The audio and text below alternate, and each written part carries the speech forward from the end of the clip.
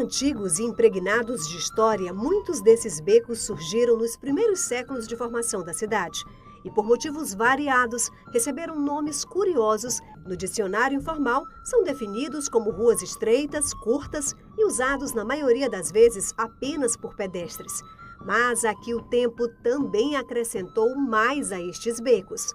Entranhados entre casarões, eles recortam o centro histórico, encantam, despertam a curiosidade e agora podem ser explorados de uma forma diferente.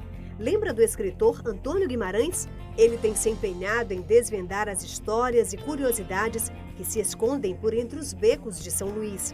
O resultado está no livro de mais de 800 páginas e ele aceitou o nosso convite para contar como esses locais ficaram tão conhecidos.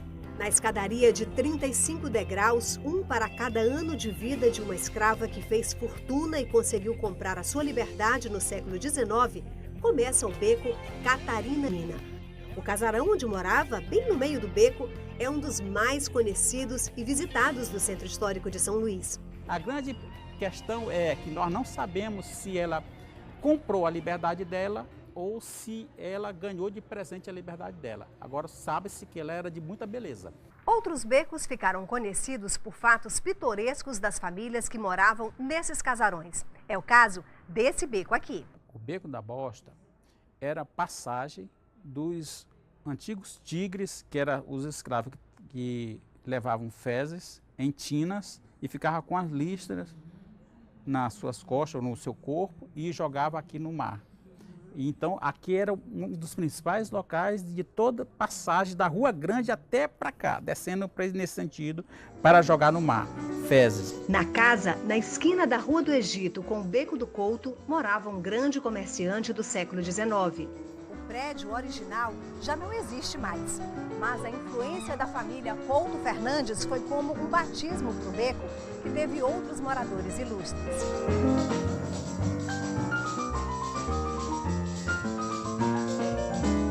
Dr. Tarquínio Lopes, médico de vista e muito inflamado, um médico politizado. E a professora Miss Silveira. Miss Silveira, ela atuou demais no ensinando inglês. O cônsul de Portugal, Adelino Silva, foi aluno dela. Um quarteirão depois está o Beco dos Barqueiros. Com o mar ao fundo, não fica difícil adivinhar a razão do nome. Mas, como toda São Luís, aqui também tem história. E a história conta que durante a balaiada, Duque de Caxias ficou hospedado aqui. Durante a balaiada, ele dormiu, foi lá, não foi no navio nem na sede do governo. Ele dormiu, foi naquele sobrado. A São Luís de hoje que sempre dialoga com a de ontem, por meio da história que salta dos casarões, da sabedoria popular, do jeito de ser do ludovicense. Ainda há muita coisa que pode ser vista a olho nu, mas outras só documentos como uma imagem congelada do século passado para permitir esse passeio pela capital maranhense de outros séculos. O Forte Santo Antônio, quando ainda era cercado pelo mar, a travessia de barco do centro para o São Francisco para que as famílias mais ricas aproveitassem a praia. A Praça do Panteão cheia de jardins e muito verde, um tempo em que São Luís andava no ritmo dos bondes. O tempo foi passando e as mudanças foram acontecendo. A Praça João Lisboa ganhou uma nova configuração. No Forte Santo Antônio, até a relação com a natureza é outra.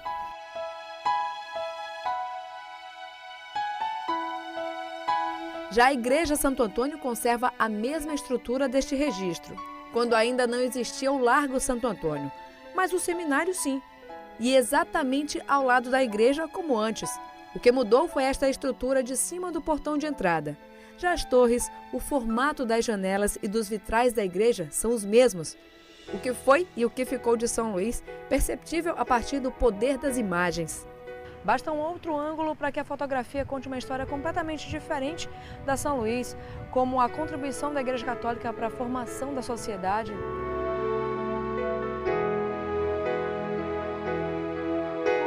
A beleza natural que ela pode ter.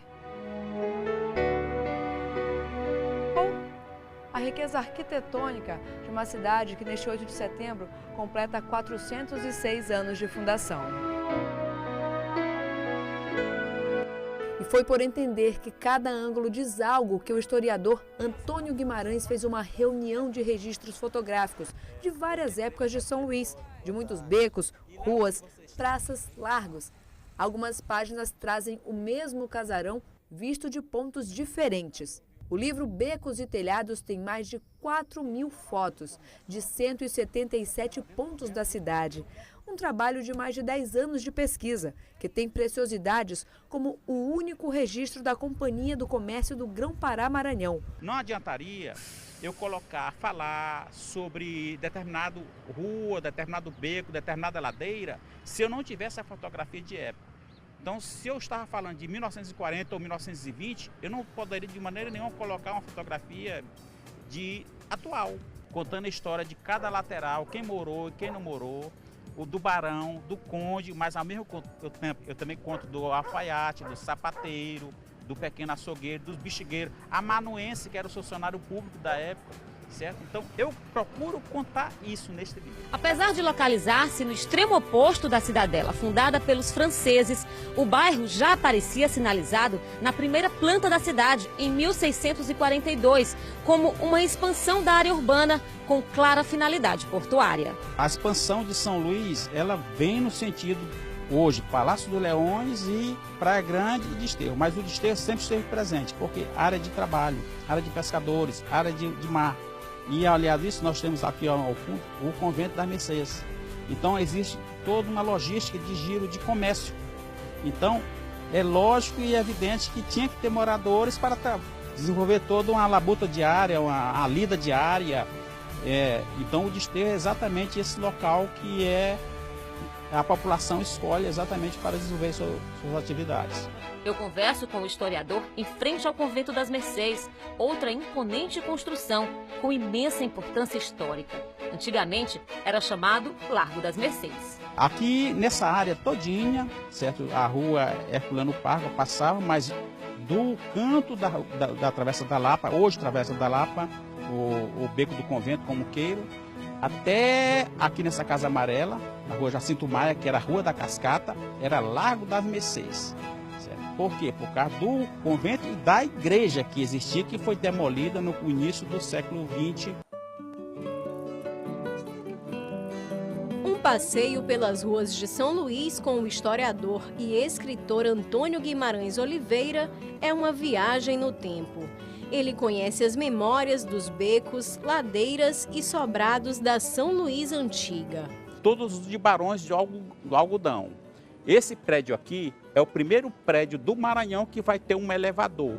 O resultado de anos de curiosidade e pesquisa está nas 789 páginas do livro Becos e Telhados. São quase 4.000 fotos que mostram como era o centro histórico de São Luís.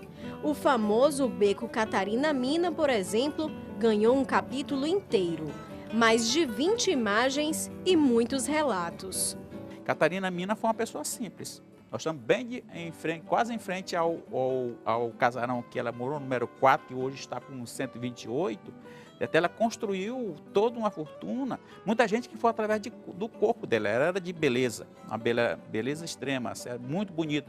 Mas ela trabalhava. Normalmente ela vendia quitutes, essas iguarias, e foi construindo um certo relacionamento e foi adquirindo bens ao longo de sua trajetória. O livro ainda nem foi lançado. O lançamento só está marcado para agosto. Mesmo assim, já está à venda e já foi distribuído por alguns países, como Israel, Turquia, Estados Unidos e França. A história de São Luís desperta muita curiosidade. Professor, por que tanto interesse em São Luís? Quando o europeu pega o mapa mundi e olha o mapa do Brasil, verifica que São Luís está encravada no meio da Amazônia. Então a ilusão é que é somente floresta e olha uma cidade colonial construída por portugueses no meio da Amazônia. Desperta a imaginação deles. Cria a ilusão que somente era indígena, tal, povos ribeirinhos. Não, uma cidade colonial nos moldes de Lisboa, dentro da Amazônia. Em Becos e Telhados dá para ver que as ruas que hoje estão enfeitadas para as festas foram sendo transformadas ao longo dos séculos e ainda guardam nas calçadas de pedras, nos azulejos, a história de São Luís e do Brasil.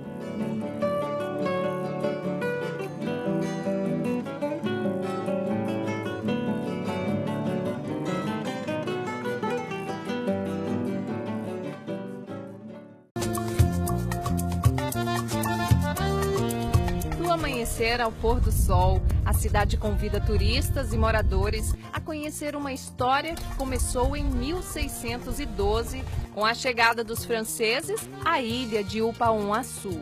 São Luís cresceu banhada pelo mar e em torno dela construções centenárias e imponentes contam lendas. Becos e ruas guardam mistérios e histórias de grandes personagens. São mais de 4.000 imóveis tombados pelo IPHAN em 1974 e em 1997 pela Organização das Nações Unidas para a Educação, a Ciência e a Cultura. Casarões de estilo colonial remanescentes do século XVIII e XIX, adaptados às condições climáticas da região, em uma área de mais de 2 quilômetros. São sobrados com fachadas revestidas de azulejos portugueses, constituindo uma arquitetura única, preservando características singulares que atraem e encantam os visitantes. Uma cidade de cores e ritmos, a cidade do reggae.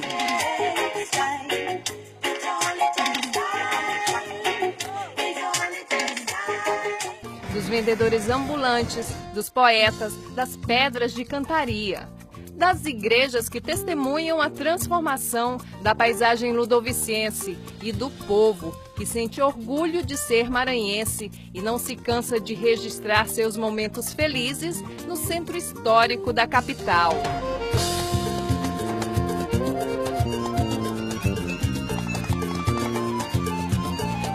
A Praça Odorico Mendes também oferece aos visitantes do presente detalhes do passado de São Luís. Fica em um pequeno largo cercado por construções centenárias. Construção no estilo gótico de 1719. Do outro lado, a Baía de São Marcos, os barcos e a ponte ligando duas versões de uma mesma cidade. No Largo dos Amores, jovens apaixonados aproveitam o fim de tarde. Um cenário perfeito para um romance. Para os visitantes, a Praça Gonçalves Dias é um verdadeiro convite para a contemplação da natureza. Um privilégio para quem mora na cidade e uma oportunidade para quem está de passagem. O Espigão Costeiro é outra dica de passeio que não pode ficar de fora da programação dos visitantes. E para brindar os visitantes, o pôr do sol mais bonito da ilha.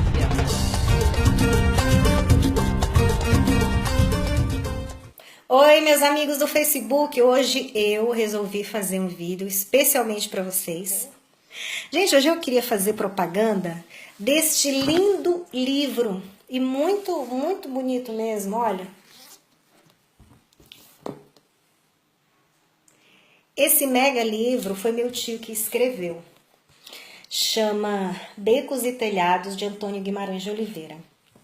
Tio Tônio, como é conhecido no nosso círculo, ele é historiador, formado em história, e ele tem uma paixão pela história, sabe? Ele vai e ele busca os detalhes, ele reconstrói. E ele é movido à paixão. Ele tem vários livros, eu já corrigi alguns deles, assim, editei, ajudei a editar. E aí, eu fui domingo na casa da Voves, e esse livro estava lá de presente pra gente, e eu falei, tio, eu vou fazer um vídeo desse seu livro. Tem a MEI, que fica no São Luís Shopping, para quem mora em São Luís, que também quem não mora, se quiser entrar em contato. E ele tá sempre lá e ele vende os livros dele lá também. Associação Maranhense dos Escritores Independentes, acredito que é isso, que seja isso. Então, gente, é um trabalho muito bonito, é um trabalho muito minucioso. A parte histórica de São Luís, eu digo os prédios antigos, é extremamente rica. E é o centro histórico, na minha opinião, eu conheço todos praticamente os centros históricos do Nordeste e muitos outros Brasil afora. É o que mais parece com Lisboa, gente. Eu fui em Lisboa ano passado e eu fiquei impressionada com a semelhança. Quer dizer, nem os portugueses têm a ideia do lastro, da influência que eles nem tiveram, sobretudo tem ainda, obviamente, sobre a América, sobre o Brasil. E, enfim, o Centro Histórico de São Luís é isso, é uma mini Lisboa, assim. E esse meu tio, ele tem muita paixão, sabe, pelos casarões e pelas histórias das personagens históricas que habitaram esses casarões. Então, ele tem um trabalho minucioso, muito minucioso, com fotos antiquíssimas e raríssimas. Olha só, vou virar para vocês. É um pouco difícil porque é grandão. Olha que lindo. Um trabalho muito bem feito. Isso é paixão, gente. Esse meu tio, ele tem uma paixão pela escrita. Vai lançar outros livros muito brevemente. Uma paixão pelo conhecimento. E a tentativa dele, aliás, ele consegue, ele logra isso, de preservar um pouco dessa memória, dessa pequena Lisboa que a gente tem aqui em São Luís. Centro histórico muito, muito bonito. Eu já fiz vídeo aqui no Face lá. E assim, isso tem tudo a ver com o momento pelo qual a gente está passando, na minha opinião. Eu já falei muito disso no meu YouTube, no meu canal. Se a gente não olhar para as nossas tradições, de onde que a gente veio, a gente não vai conseguir redefinir o país e o país vai se despedaçar. Então, o Antônio, ele tem assim um senso de tradição muito grande, um senso de apreço pela história. Então, ele vai até a história e ele tira lições de lá e tira beleza também, gente, porque São Luís, falei que é o que mais parece com Portugal, Alfama, que é um bairro tradicional de Lisboa. Dos mais bonitos do Brasil, acho que o mais bonito. Pode não ser o maior, entende? Mas é o mais bonito do Brasil. O centro histórico daqui. Então, quando você revisita isso, você tem coisas muito belas. Você se inspira. Eu já até tenho uma foto minha no Fusquinha, que meu pai tinha, em um dos livros do meu tio. Esse aqui é Becos e Telhados. Tio, o outro é Casarões. É lindo também, é grande também como esse. Ele não tá aqui perto. Gente, meu tio tem muitos livros, desculpa, eu não decorei tudo, não. Mas eu queria ver se tem alguma foto especialmente bela aqui de algum casarão. E, obviamente, né, gente, sim, ninguém liga para tradição, a maioria das pessoas, então o centro histórico está, sabe? Tem umas casas no centro de São Luís também de inspiração inglesa. É muito engraçado, assim. Tem umas casinhas muito bonitas. Eu não sei se essa aqui, por exemplo, é de inspiração inglesa. Ó. Mas tem. E casarões muito, muito lindos. Eu queria mostrar para vocês, antes de terminar, a foto de algum casarão assim. Ai, gente, tem um pedacinho aqui. Fica a sede da Marinha, aqui em São Luís. É muito bonito. Aqui. Vou mostrar para vocês a sede do governo. Palácio dos Leões. Está pequenininho, mas dá de ver. Cadê? Aqui, ó. Então, não é só um livro de fotografias.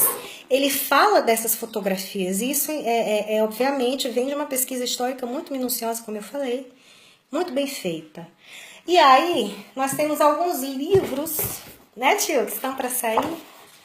Vou só aqui falar para vocês, por curiosidade, Antônio Guimarães de Oliveira tem página no Face, se alguém ficar curioso, quiser conversar com ele.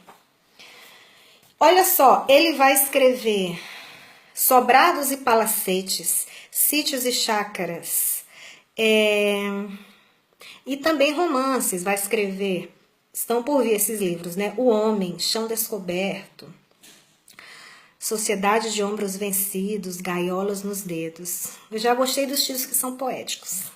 Tá bom, é isso, tio, parabéns mais uma vez. E é uma inspiração ver alguém com tanta paixão pelo que faz. Becos e Telhados, está lá na Amém, no São Luís Shopping, São Luís. Se você não está em São Luís, mas você gosta de história e de um trabalho bem feito, você entra em contato com o Antônio Guimarães de Oliveira na página do Face dele. Gente, eu descobri que esse meu tio tem até o Wikipedia. Põe tio, a gente não tá entendendo que o senhor já é famoso. Valeu, beijo, tchau.